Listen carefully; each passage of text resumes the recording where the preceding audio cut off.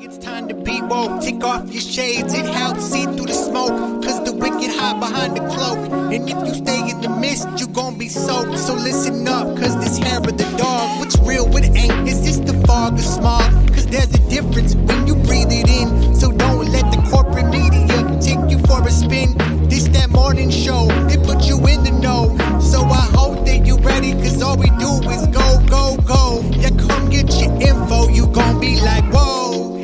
Dog, we bout that, ayy. We in the zone, we out here, yeah. Speeding the facts. Good morning, everyone. Welcome to Hair of the Dog. I'm Andy Kennedy, and I'm in a surprisingly good mood. It's just feeling good. Got a lot of stuff accomplished this week. Trying to deal with cold temperatures, but the human body is a very adaptable thing, and starting to get accustomed to the cold temperatures, so it's not nearly as shocking or as choking when you go outside in the cold weather, which is kind of nice. I don't know if that's actually a good or a bad thing, but this is the first winter in quite a while that I wasn't able to escape the cold for at least a short period of time anyway. But we're doing what we can do.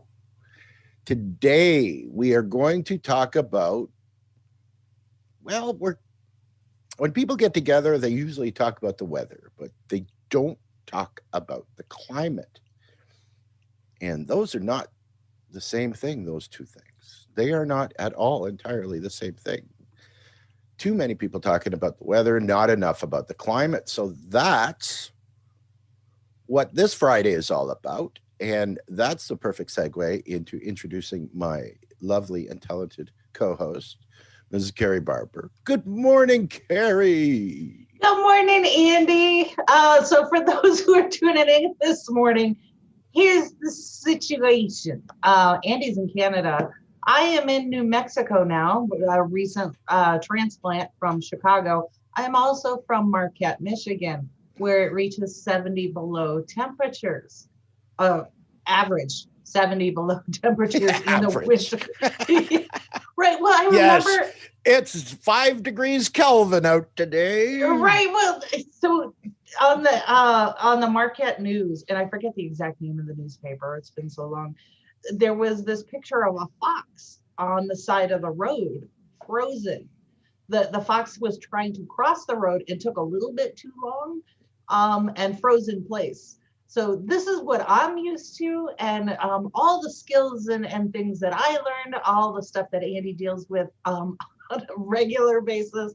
We want to share some of those. And yeah, we definitely want to talk about these concepts of climate change, or what scientists now are calling climate weirdness, because we still are confused by climate change and climate crisis. Is that the technical term? They're trying. Climate, yes, we're now in the throes of climate weirdness. Right, because we don't get it.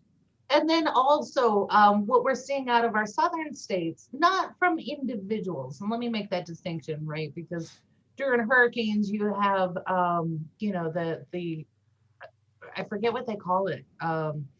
It's not the Bayou Navy. It's the Cajun Navy, where everybody's bringing their own boats to help other people.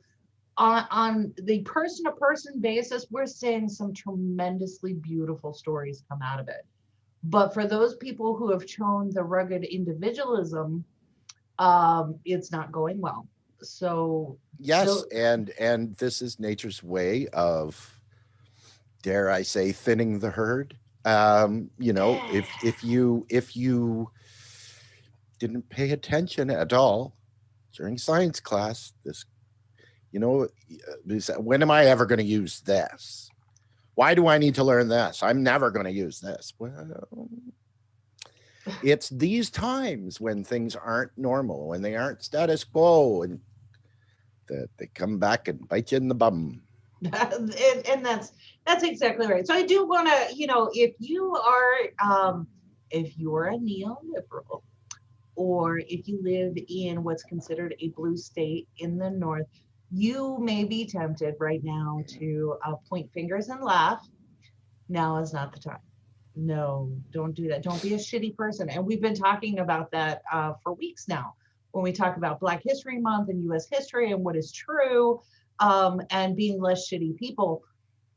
Don't do that. Not right now. Right. Well, yes, and I agree with that completely, right? And I'll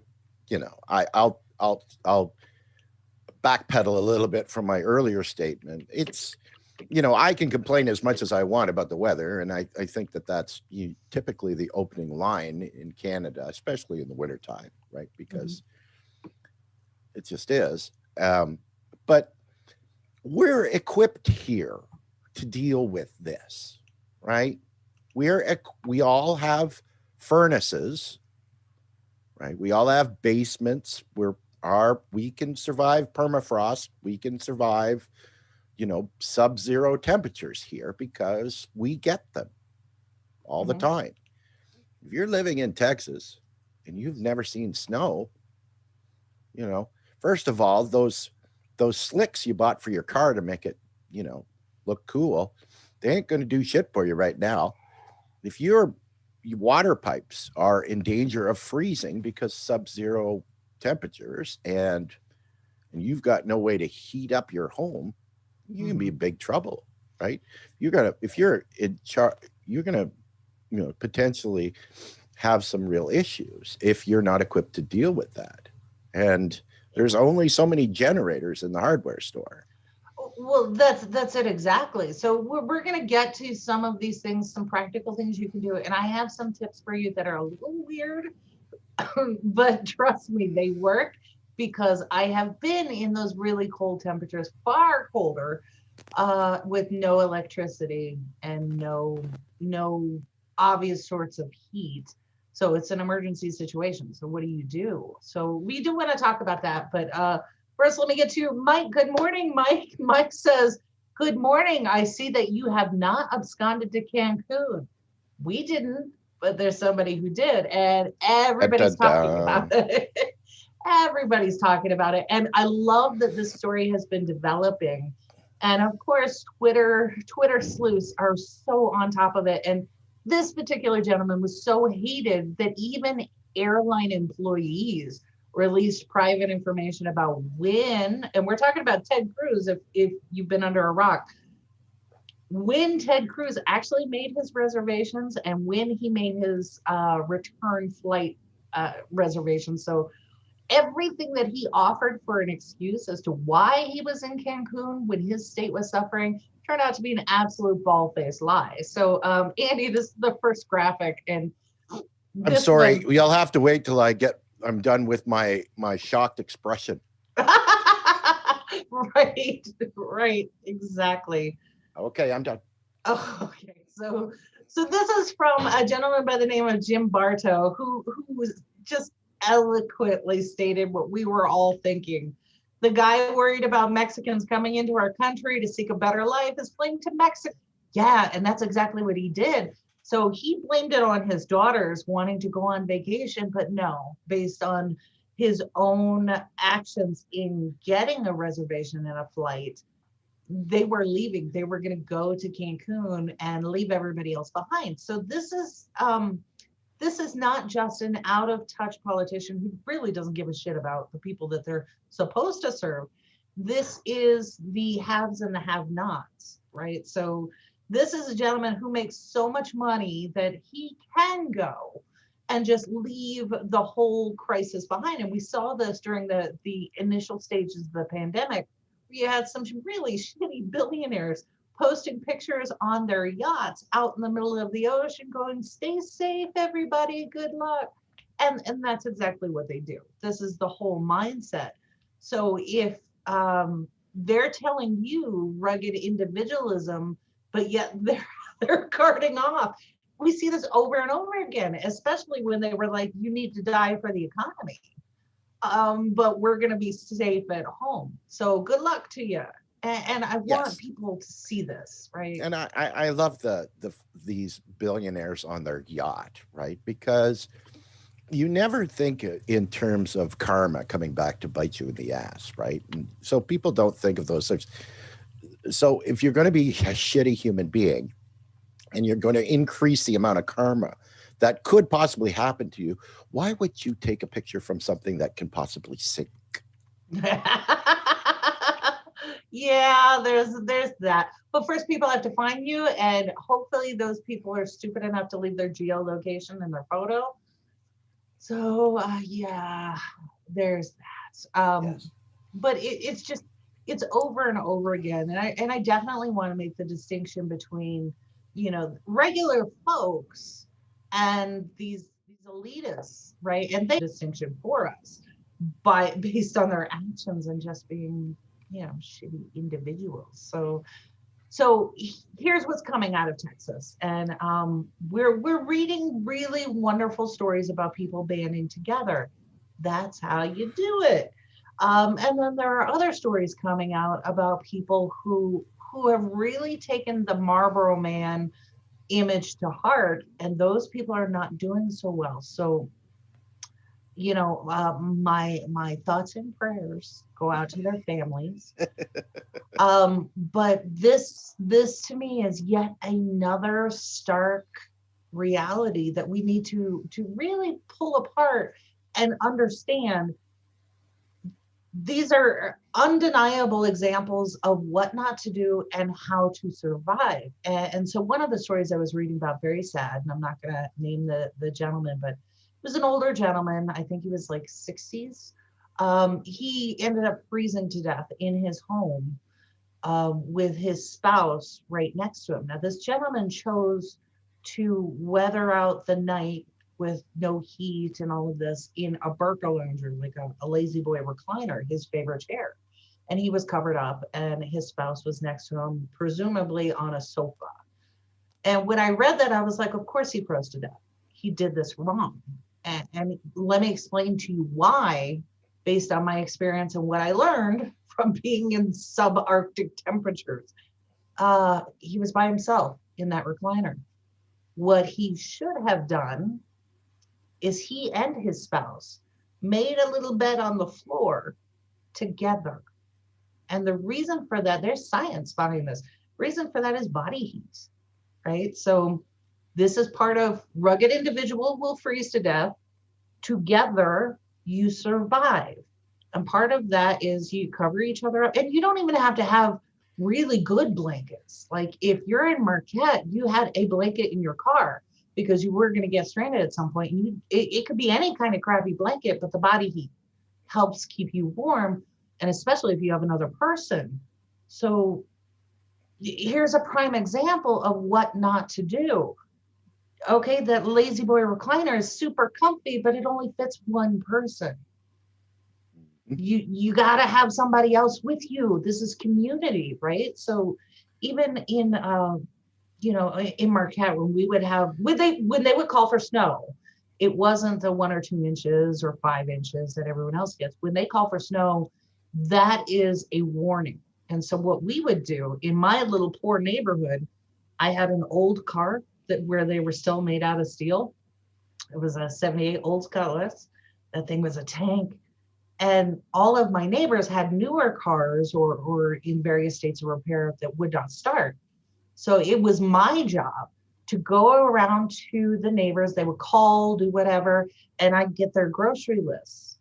And there were some things that are always top of list, and even to this day, teepee. Everybody gets teepee, whether you ask for it or not, you get it. And it was my job to go to the grocery store and bring that back for everyone else, right? So this is how community works. If somebody lost their power or their pipes froze, guess what? They went to the neighbor's house and everybody cuddled together in one small space, because you will not survive as a rugged individual in these situations. So Andy, back me up on this. You're in Canada. What the hell? I know. What the hell am I doing here? Well, see, the problem is that people, especially in Texas, that have never had to think of this before, right? The only other time I can think that something like this ever happened was, I think, remember Super Bowl a number of years back? Was in, was it the new Cowboys stadium? And you remember pictures just before the Super Bowl of snow on the ground outside of the stadium, and that was maybe 5 or 6 years ago. But so clearly, the people of Texas have not had to do this, and I'm sure that there are a lot of people in Texas that have never left Texas or always lived in Texas, so they've never had to deal with cold. They've never seen snow, and so they're really completely unequipped to deal with any of what's happening. They've never thought about it. They've never had to think about it, right? And what you would do to survive in the cold, right? And I think that people don't give it enough thought or even understand the thermodynamics involved of trying to stay alive, right? Like, I mean, if your house is ill-equipped to stay above zero, right, then you have to get yourself to a place where you can somewhat control the temperature.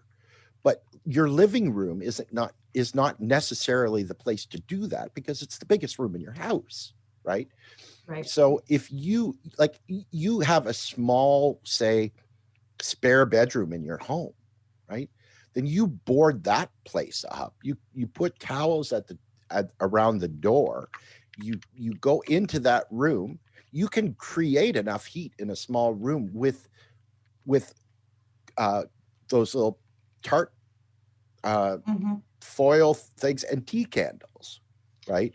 In order to keep room, if you're in a small enough room, and you basically just keep that room warm, right? You don't need the rest of your house. You just got to stay in that room until the temperature, but obviously you don't stay, but what I'm saying is, if you sleep in that room, right? You stay alive and you deal with the consequences afterwards, because, okay, maybe your water pipes freeze because the rest of the house is cold. Whatever damage might have happened is unfortunate, but that doesn't matter if you're not alive, right? So you survive this. Yeah, that's exactly right. And so we don't have to go that far back in history, and we can look at things that were done. So if you're in the cold, you put the tap on your kitchen sink, your bathroom sink, and let it drip. It doesn't have to be a big flow, but you let it drip, because you want the kinetic energy of the water flow to keep the water a liquid. Yes, because most of the time it works. Moving water freezes freezes a lot slower than stationary water, right? Yeah. There's a lot of things like that you can do, and I'm sure that there'll be a ton of how to survive the cold videos coming out on YouTube over the next little while. Now that's been shown that this is a major problem in the southern U.S., right? So absolutely. And Bo of the Fifth Column, he had a nice one that just came out the other day. So basic common sense things like you don't barbecue, don't bring the barbecue in the house, you will die. You want heat sources, and what he suggested, and I have never done this, but I think it's a good idea if you need to. Start a controlled fire outside and put stones and things that can take the heat and bring those things inside, not the fire. Don't leave your car running. All of these things that people are tending to miss. And then the obvious one, and Andy, you and I are dog owners. If I lose heat, first thing I do is, come on, puppies, we're going to gather together. And literally a dog pile. I'm going to grab, I have cats who will hate this, but everybody is together. And this is why we had dogs. Dogs were useful because they would hunt and do all of these and provide warmth. So, and the other thing is, pretty much every home has an oven, right? If you want to convert your kitchen into the living quarters and the sleeping quarters, just open that oven door and turn it on. Well, in Texas, they don't necessarily have that. If they've got no power, they may not have. It's an electric stove. So Yeah, so all of this is preparation because, oh, hi, climate change. Yeah, so what was interesting to me is like we got snow again here, and this has been, we're way over in New Mexico, the snow levels for Albuquerque and the desert areas. Um, so what's happening in Texas, it will start happening here too, right? So these are all things that you have to understand. And I even had to explain to my dad, who is a brilliant person. He lost power in Virginia and he had a sleepless night trying to keep his generator on because he has a gas powered generator. And I suggested to him, well, they have solar generators that you just hook it up to a solar panel or you plug it in when you do have power and it will hold it for 6 months. And his response was, well, it's not that sunny here in Virginia. And I'm like, well, no, Dad. Um, the earth will rotate and you will face sun whether you see it or not, and those solar panels will work. So Yes. it's just this whole idea that, yeah, it's got to be a bright and sunny day and you're in New Mexico, so I don't know. No, if they're using solar in Alaska and Germany and all these other places, in Virginia, it'll work for you too. That way you can power this generator to keep you warm when you lose power. Yes. A rule of thumb is if it's light out and you can see, then there are photons coming at you. Yep, exactly. So Dave joins and Dave says he's got a kerosene heater for emergency situations. And Dave, you brought up something, and I don't know that you intended to, kerosene. So this is where I always go back to people who are reticent to change from fossil fuels and cannot for the life of them imagine how we do this. Well, we did it. We did this once before. We went from kerosene as a primary fuel source to fossil fuels because we recognized that we had to.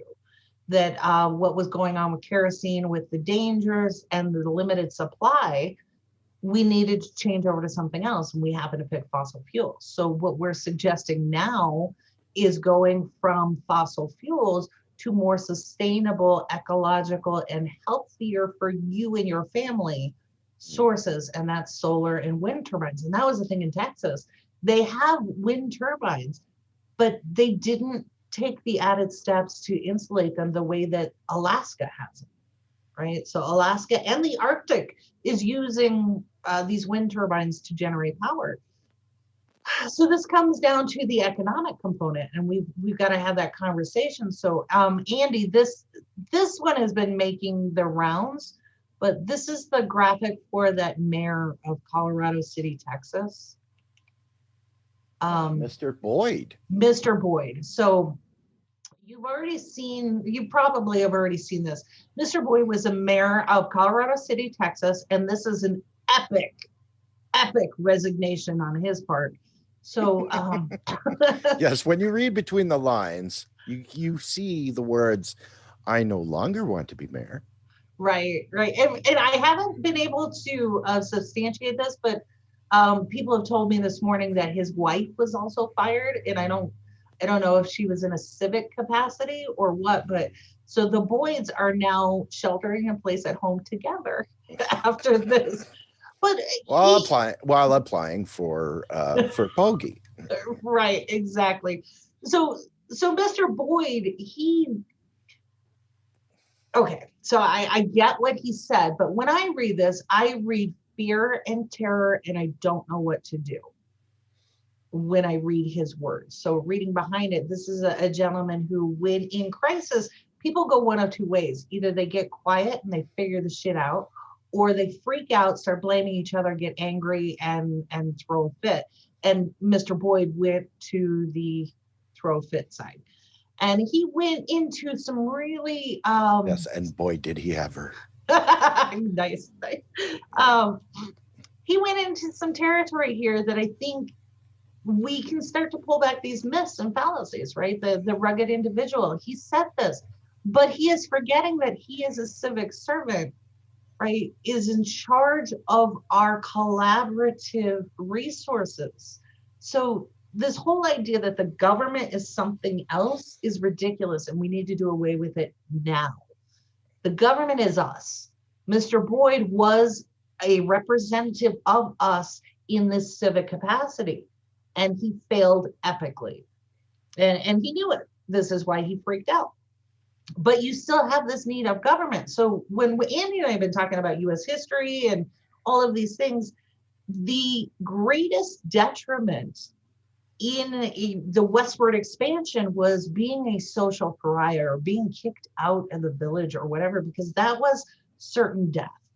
Because we never had rugged individualism. We always had this collaboration, and we got together and made sure that if somebody was willing to teach at the school, then yeah, we could send our kids there, and she got chickens and goats and anything that we could do. And if something happened when she needed a new house or the schoolhouse needed, we all got together, right? Same thing with the doctors and everything that we needed. The sheriff came from us. It was not somebody separated. So these are the myths of rugged individualism that need to be done away with. If you were a settler or a rancher, you still knew your neighbor. And if they needed something, you were right there front and center. And what we see now in our urban areas and rural areas and towns and communities is the natural growth from that. And Mr. Boyd has believed in his own stank and forgot all of this and in this myth that it's a handout. It's not a handout. We are community.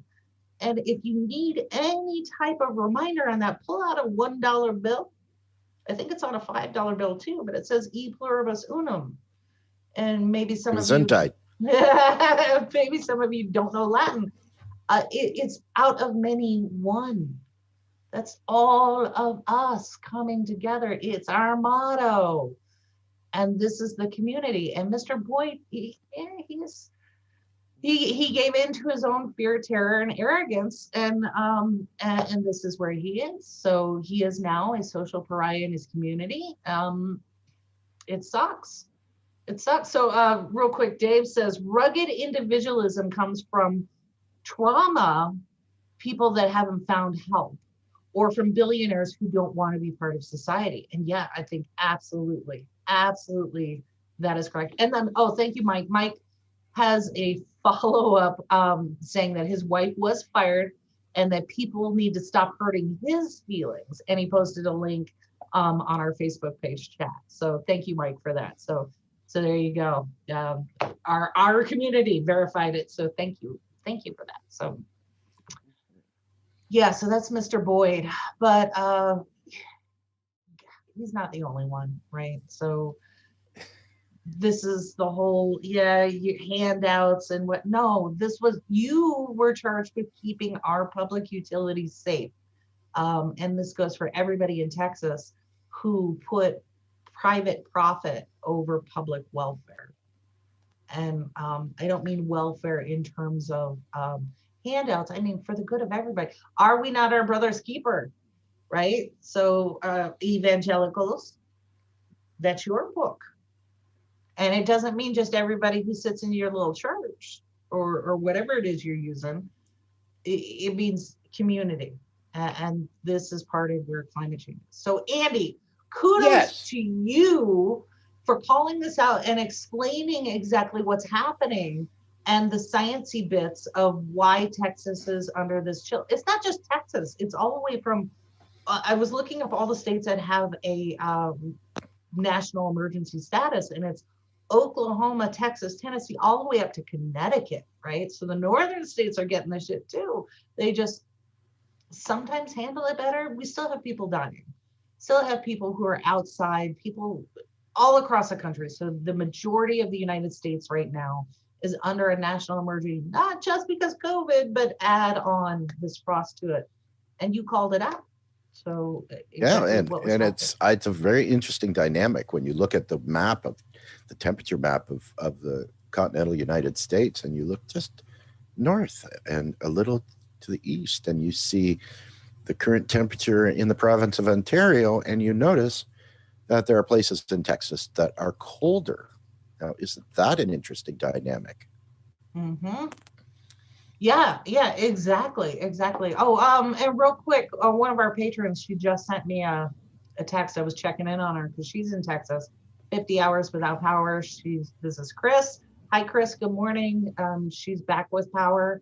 She's doing well. So There glad to you hear go. it. Good. Glad to hear it. So Thawing out. okay, so we got this cutesy little video. It's in my mind, it's like a third grade level of what is actually happening here in the United States. So for people who are familiar with El Nino and La Nina, the weather pattern that goes west to east, depending on what the jet stream is doing, this shows you what is happening right now, but it's north and south. And Andy, you mentioned it on Monday, and I'm assuming it's because all Canadians are just innately born with this information. I No, don't no, no, they're not. Well, I said I wasn't just U.S. specific. People talk about the weather, but not the climate. It's Mhm. you know, if Okay, that's so yeah. Go ahead, Kate. oh no, I was just gonna say when you're ready, cue up that video so people can see this third grade level explanation of the of what all Canadians are gifted with. Or at least you got your news talks about it. Ours doesn't necessarily.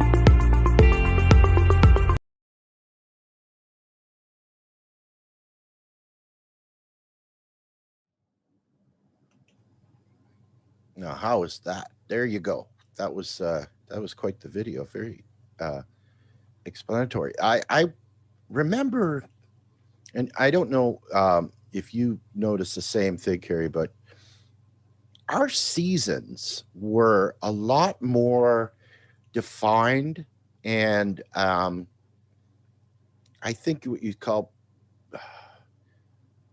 with a lot less variation in terms of weather and changing weather.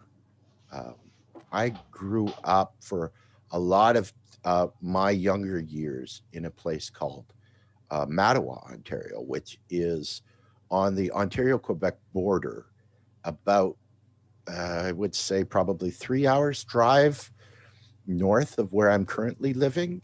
And we would get snow, and it would be cold from, the beginning of December right to the end of April. And there would be very little variation. It would just be snow. I remember we had a very large, wide driveway because it was a rural home. And the property was converted from a commercial endeavor. And so it was like a parking area. So we would get snow and it would compress, and we would have snow and ice in the driveway. And that would be our natural hockey rink. You could skate on that for 2 or 3 months of the year without having to put water on it. But that, it's a little side story there. But now when you look at what the weather brings, especially where I am now in Central Ontario, there's so much variation, dropping down to, minus 10, minus 20, and then going up to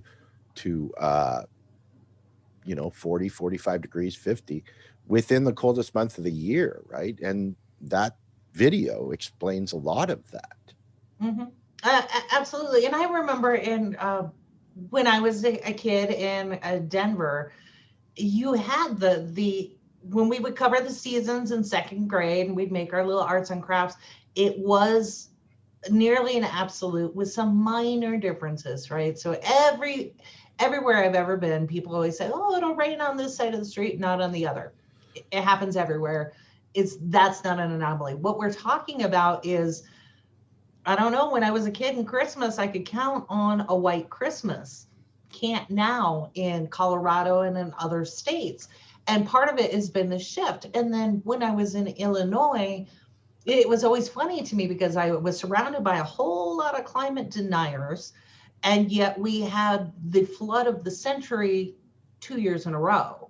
And I'm looking at them like, come on, guys. So these are things, if you're a homeowner, you had a standard size gutter. If your house is more than 10 years old, standard size gutter.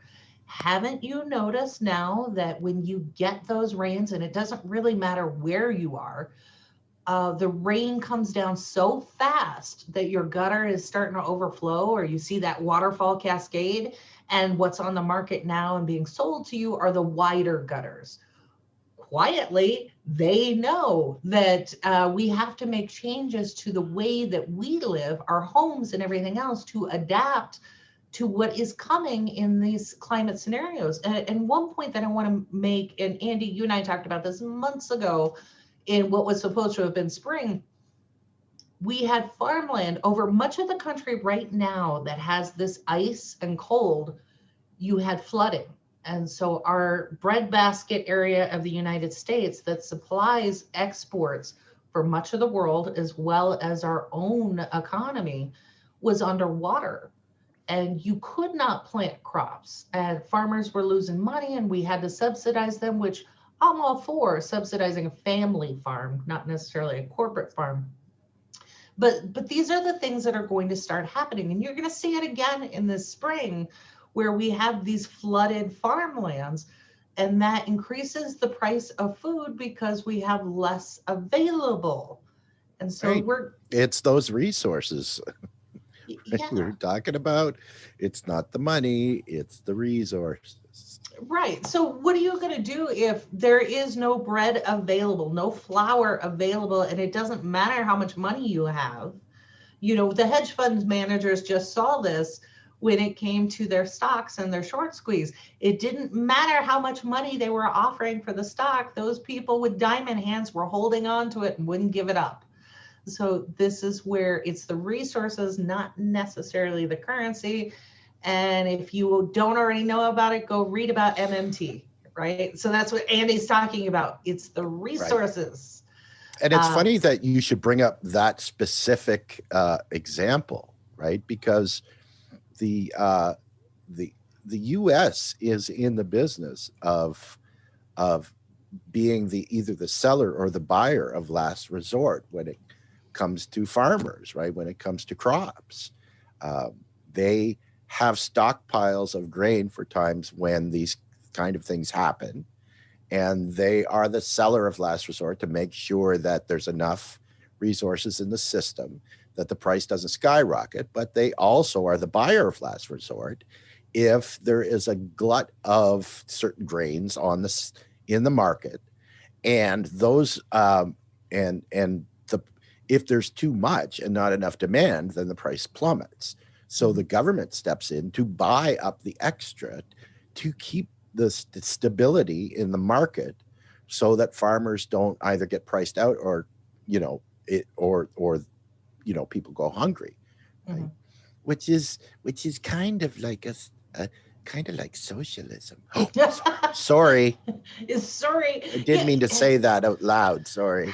Right. And this is part of where community, all of us together, it's not quite socialism. Right. And so when we talk about a federal job guarantee, right, where we say that we guarantee everybody in society a job, right, to step in as the employer of last resort, we already do that for farmers and for their products. So why are human beings less important than grain?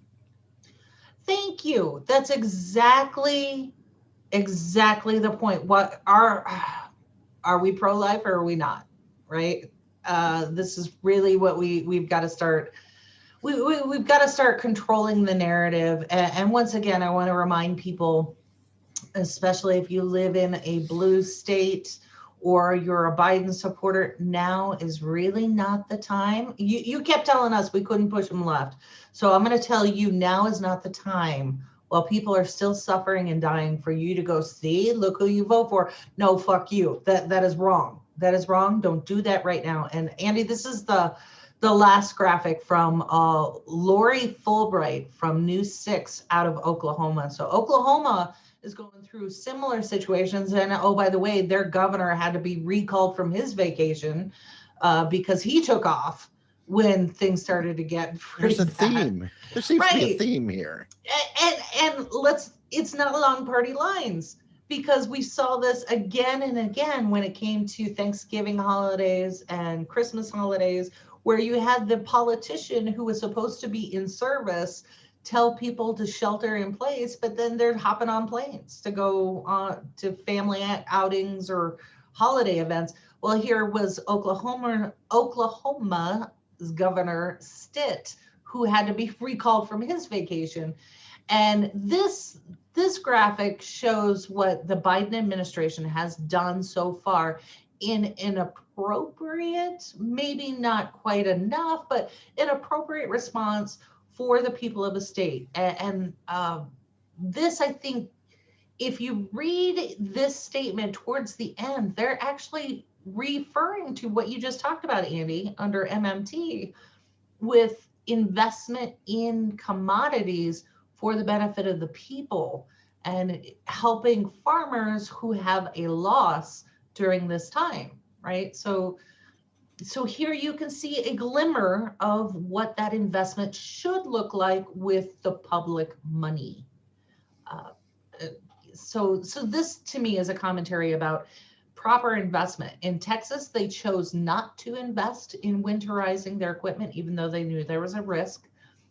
In here, you see the federal response, because the Fed can infuse the money into the state and should during a crisis, making the investment so that this catastrophic event is not carried forward for the next few months or 6 months or a year, or some of these family farmers go under and they cannot survive this economically.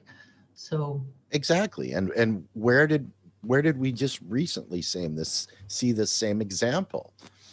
Was it maybe when, as much as people now are starting to understand the Obama administration, and that he maybe wasn't the president they thought, but at least they were preparing at least a little bit for a impending pandemic coming, right? And so what happened when Trump got into office, he basically canceled all those problems and completely defunded it. Mhm. And what happened when the pandemic hit? That's exactly right.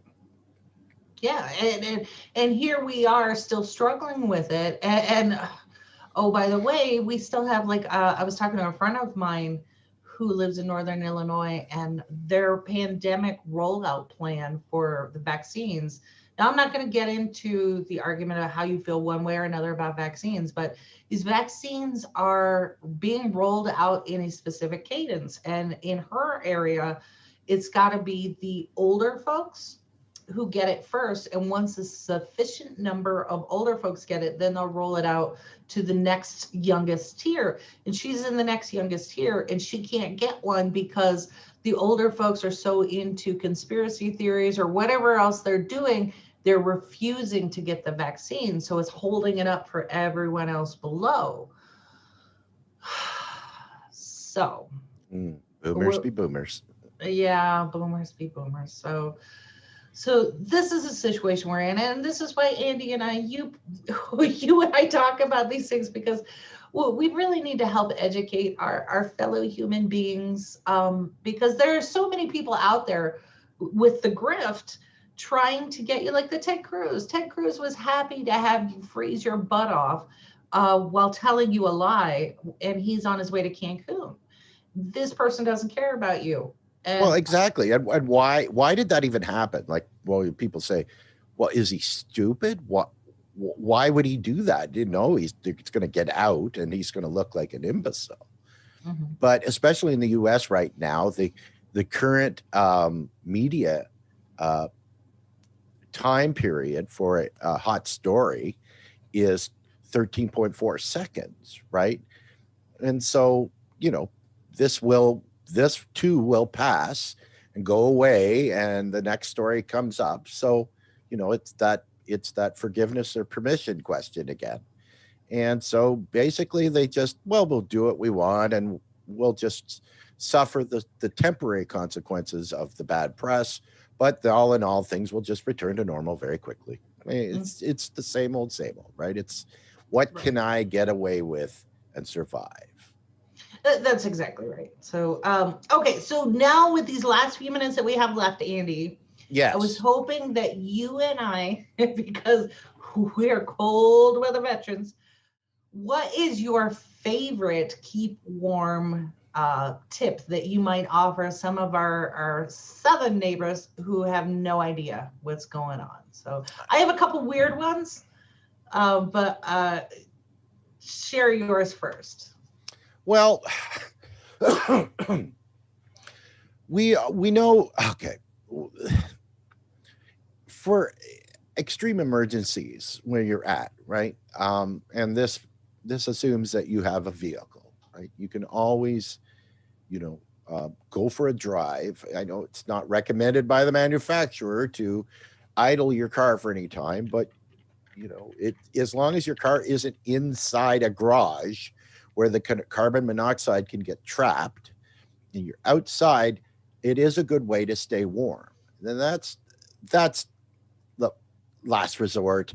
If you can't generate enough heat in your home to stay warm, right? At least you could, in cycles, warm yourself up, right? And you also, when we talk about dressing in layers, okay, you can overdress for the cold, because if you trap too much heat in your clothing, even when it's really, really cold, what happens is you start to sweat, right? And when you sweat, that's liquid. And if you get cold again, you're now wearing wet clothing, right? So that's something you want to dress in layers, but you want to dress in the correct number of layers. The other thing is, and you can look to people that work outside all year round for this advice, but if you feel cold and you're outside, they tell you to stomp your feet for a reason, right? If you stomp your feet, you will stop feeling cold. Because a lot of problems is that when you are not moving, you are standing still, or you're not doing anything, you know, your heartbeat slows and your blood flow slows, and that's when you start to feel really cold. If even just stomping your feet, getting your heart rate up, will help to warm you up as well. So there's a lot of little things that you can do like that. Like, I mean, these are obviously extreme things, uh, right? But if you can get something that works, that can heat you up. Hibachis are meant to stay outside. Do not bring anything with a flame other than a candle into your home to heat you. Right. Yeah, yeah. Absolutely agree. And you touched on an important point about blood circulation. This is why, and they actually were able to prove this with blood flow, and they now make emergency mittens for people who fall through the ice into a lake and get frozen, things like that. So what they do is they heat the hands and the wrists, and that's really all you need. So you've seen mittens or pulse warmers, these wool fabric that you put on your wrist.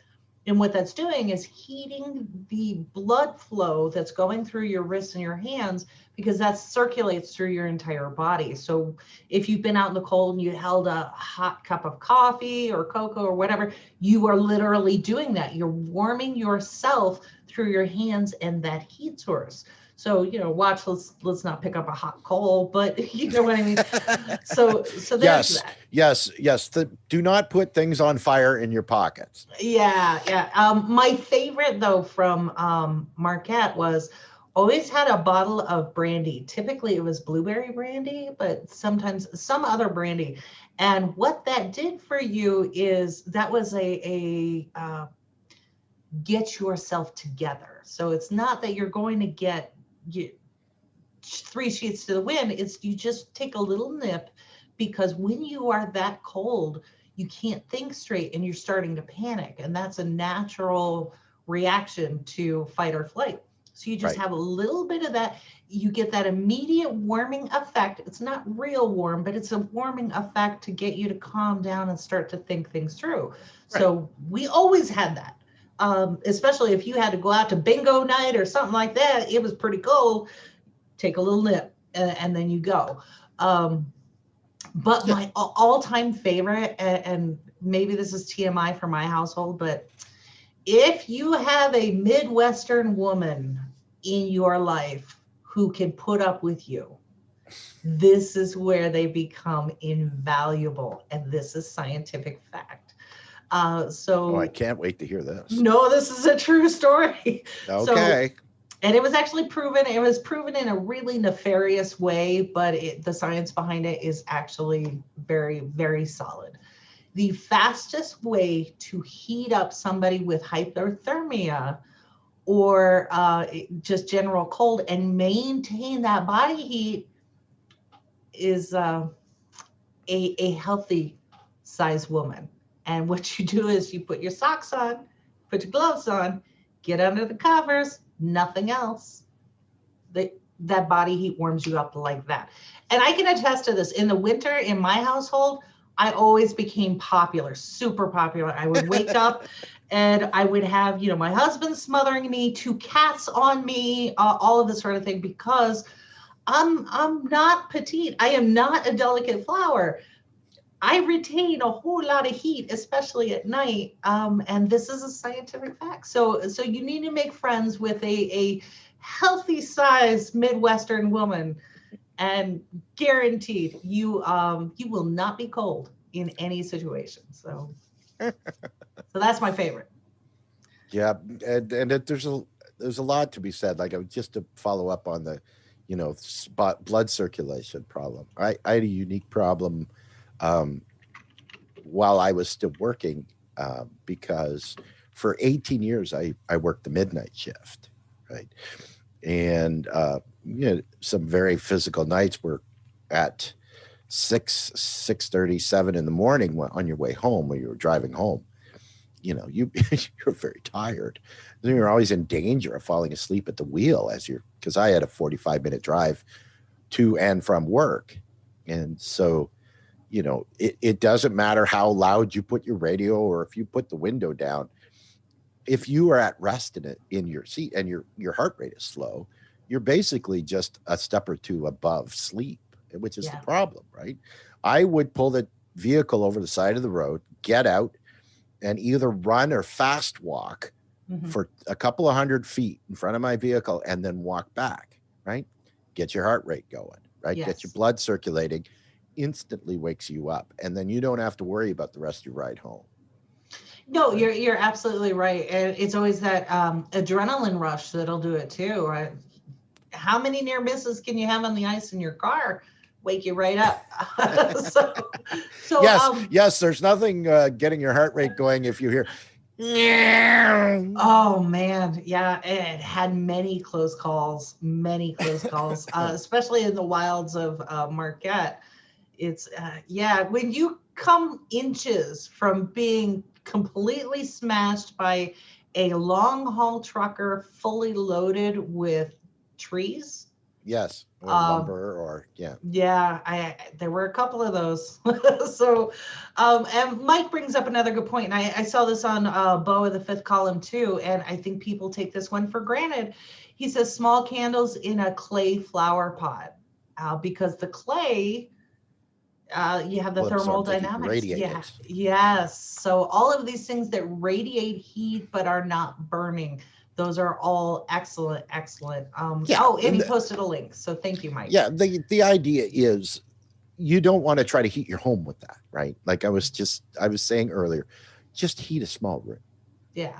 Right? Something enclosed, you know, if there's no windows, it's better, right? Because your window panes are by nature leaky, right, to the outside, right? If you have a small room with no windows, that you put a towel around the bottom of it so that you're not having the cold or the heat leak out of the room, a couple of candles will keep you warm enough to survive that, right? And so that's absolutely. And then your life skills as a child, building a blanket fort. Build a blanket fort. Do it right now, and everybody get in it. That's your little private teepee with your heat source and your body heat and everything else, and bring everybody in. So yeah, together you will get through this. We will all get through this. And I think that this is a lesson right now we really need to drive home with each other and internalize, because what's coming next, and I don't mean far off in the future, I mean like, you know, next is far, far worse than what we're going through right now. So we need to get this right, because absolutely. Like there's a quick story to do with climate change. And we were talking that I was going to introduce this earlier. Bangladesh, if you don't know where it is, it's basically right on the north shore of the Indian Ocean, and it is surrounded by India. They are now starting to record temperatures in the hottest part of their summer in the 140 and 150 range, right? So they are very close to becoming, to parts of that country becoming uninhabitable by human beings. Well, when that occurs, people will flee to a different place. Well, the only place they can really go is India, right? And Bangladeshi people and the Indian people don't get along for even just the sole reason of religious beliefs, right? And so you potentially have a conflict, because you have these people in a country trying to survive by leaving their own country to a country that doesn't want them because of religious-based hate. What do the people of that country do? Yeah. This is what the world is facing, right? We are seeing these places along the equator that are now almost at the point where they can no longer sustain human life because they're just too hot. Right.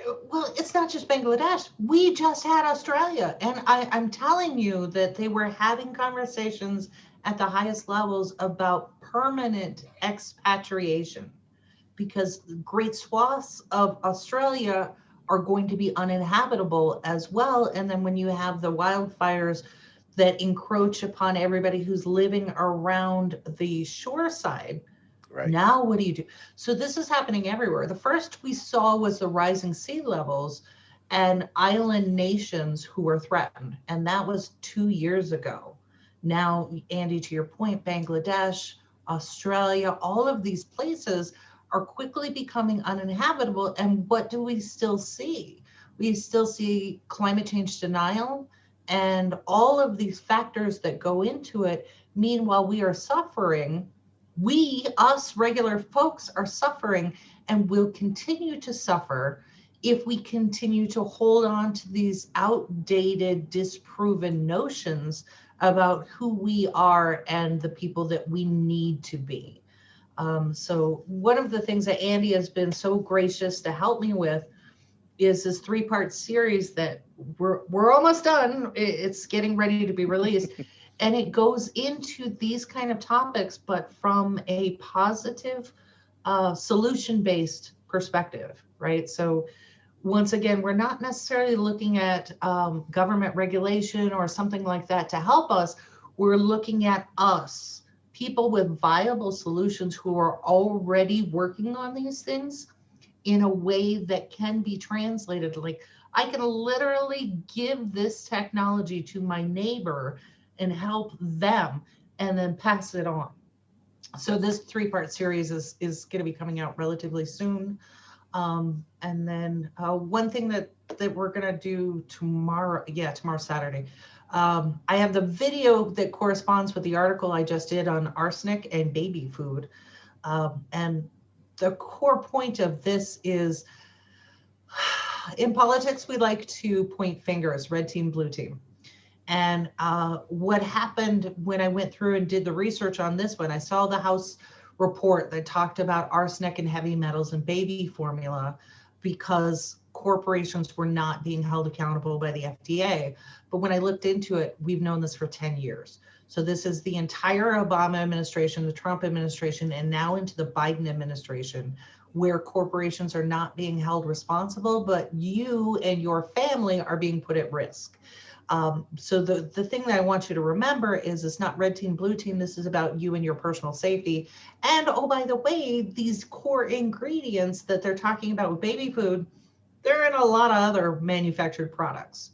So we're talking about rice, white rice, brown rice, and the importation of these rice products, and they're not being tested for arsenic.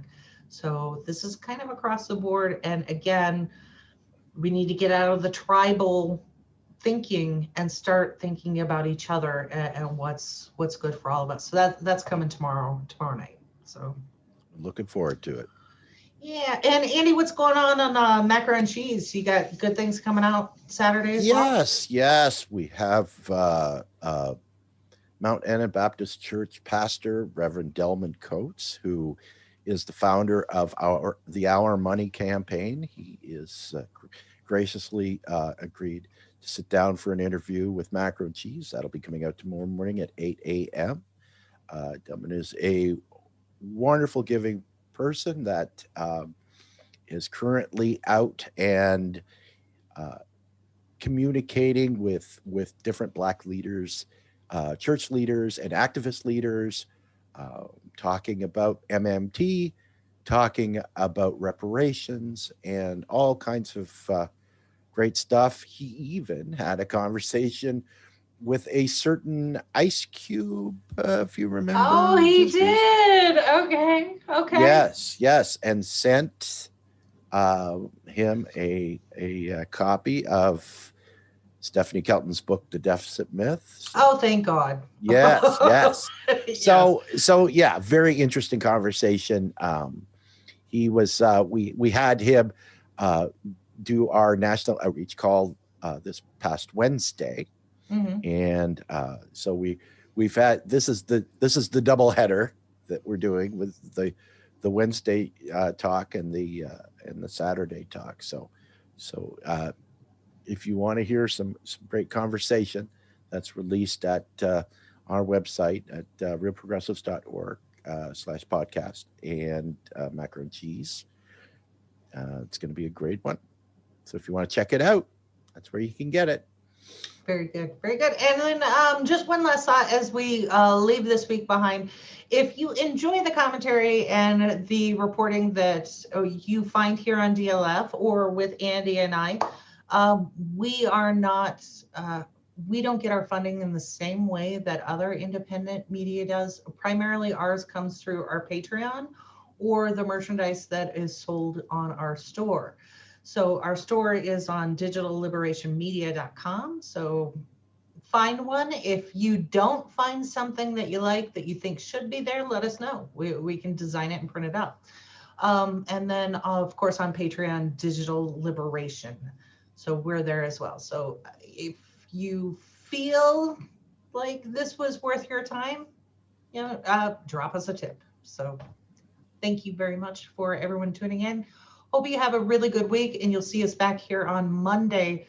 We are working on some really good guests and some good stories that I think you're going to be very interested in. So, Andy, closing thoughts? Just everybody have a good weekend, and America, necessity is the mother of invention. People will figure it out. Share your ideas if you have. You figured out a way to stay warm, without the risk of dying, and share that information with your neighbors. Share it locally. The government has shown that they're really not interested in helping too much. We've got to take care of one another. We've got to survive this, right? That's a big deal. All right. Well, everybody, happy Friday. Have a good weekend, and we will see you on Monday morning. Take care. We about that, ayy. We in the zone. We out here, yeah. Spitting the facts, how it's supposed to be. Hair of the dog, we keeping it G. Whoa.